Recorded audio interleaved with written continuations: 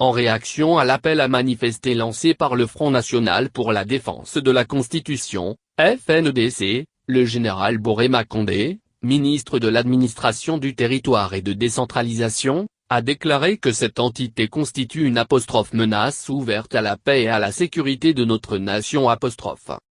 Dans une déclaration faite mardi soir, le patron de l'administration du territoire, au nom du gouvernement, a mis en garde tous les fauteurs de troubles, sous quelque forme d'action ou d'intervention, qu'ils tenteront d'entreprendre pour nuire.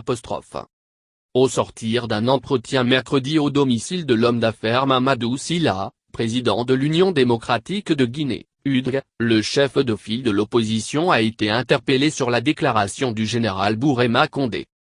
Cellou Dalein Diallo demande au ministre de l'Administration du Territoire et de la Décentralisation de dire à l'opinion publique qui a refusé de mettre en place les conseils de quartier et régionaux, alors que la loi le prescrit de manière claire et limpide, qui a refusé de mettre en place la haute cour de justice.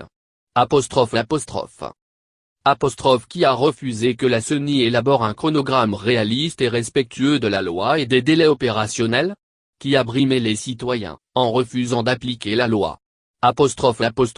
S'interroge l'ancien Premier ministre qui reproche le gouvernement de s'être opposé à la mise en place des conseils de quartier et de district. Qui viole la loi et les droits des citoyens?